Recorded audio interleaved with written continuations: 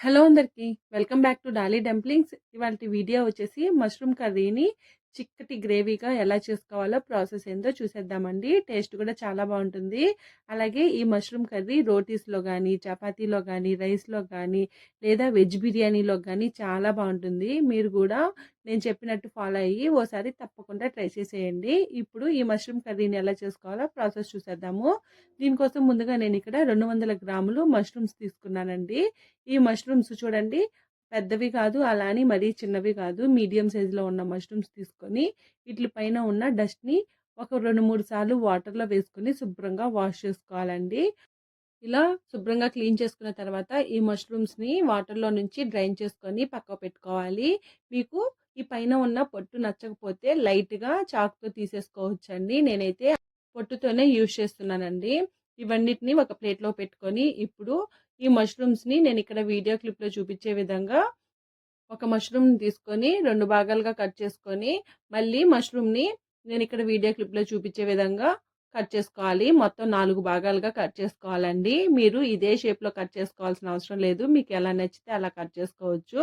అదేవిధంగా అన్ని మష్రూమ్స్ని 4 భాగాలుగా కట్ చేసుకోవాలి. నేను ఇక్కడ సన్నగా స్లైసెస్గా కట్ చేసుకుంటున్నానండి.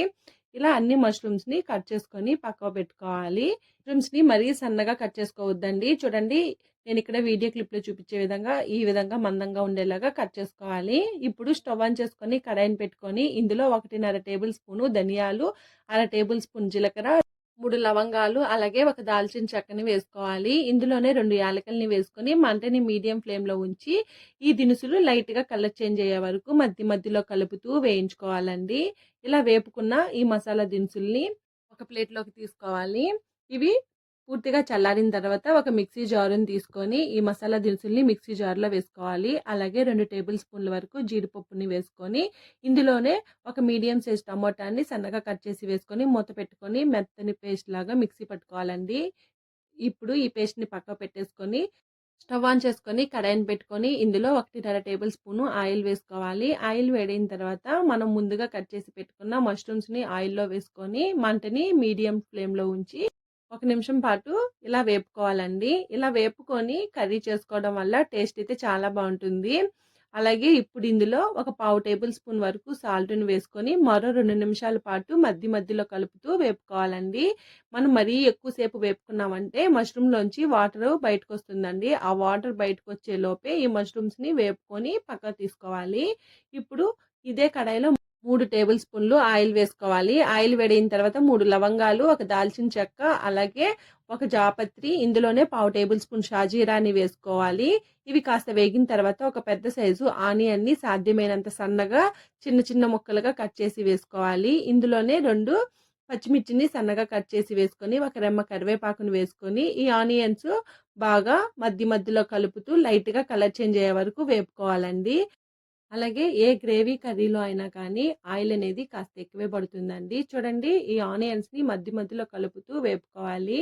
ఇలా వేపుకున్న తర్వాత ఇప్పుడు ఇందులో 1 టేబుల్ స్పూను అల్లం వెల్లుల్లి పేస్ట్ని వేసుకోవాలి. ఈ అల్లం వెల్లుల్లి పేస్ట్లో నుంచి పచ్చివాసన పోయి లైట్ గోల్డెన్ బ్రౌన్ కలర్కి చేంజ్ అయ్యే వరకు మధ్య మధ్యలో కలుపుతూ వేపుకోవాలండి.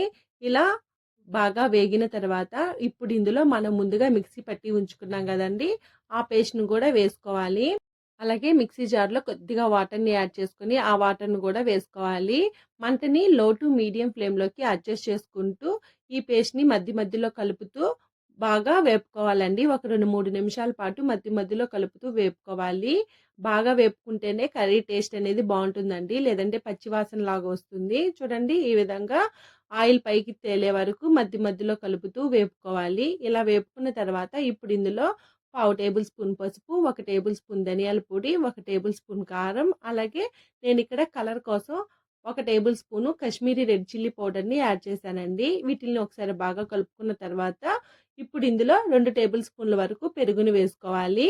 అలాగే కాశ్మీరీ రెడ్ చిల్లీ పౌడర్ అనేది ఆప్షనల్ అండి. నేను ఇక్కడ కలర్ కోసం మాత్రమే వాడాను. టేస్ట్లో అయితే ఎలాంటి డిఫరెన్స్ అయితే ఉండదండి.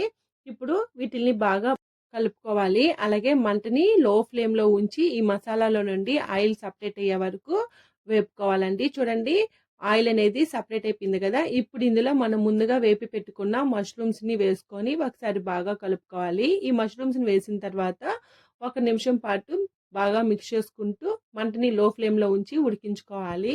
అలాగే ఇప్పుడు ఇందులో ఒక గ్లాస్ నిండా వాటర్‌ని యాడ్ చేసుకొని ఒకసారి బాగా కలుపుకోవాలి. ఇప్పుడు మూత పెట్టుకొని మంటని మీడియం ఫ్లేమ్‌లో ఉంచి ఒక 2 నిమిషాల పాటు ఉడికించుకోవాలి. అలాగే మధ్యలో మూత తీసుకుంటూ కలుపుతూ ఉడికించుకోవాలి. చూడండి కర్రీ కన్సిస్టెన్సీ అనేది కాస్త దగ్గర పడింది కదా!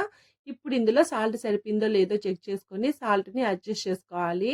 చూడండి నాకైతే కర్రీ కన్సిస్టెన్సీ ఈ విధంగా ఉంటే సరిపోతుంది. ఇప్పుడు ఇందులో సన్నగా కట్ చేసి పెట్టుకున్న కొత్తిమీరని వేసుకొని ఒకసారి బాగా కలుపుకోవాలి.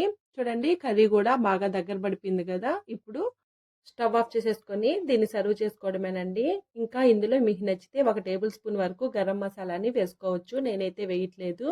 చూడండి దీన్ని వేడి వేడిగా చపాతీలో గానీ, రోటీలో గానీ, రైస్‌లో కాంబినేషన్‌లో తిన్నా గానీ చాలా బావుంటుంది. చూసారు కదా!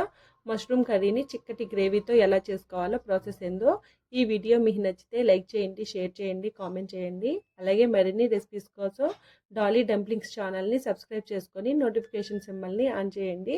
Thank you for watching.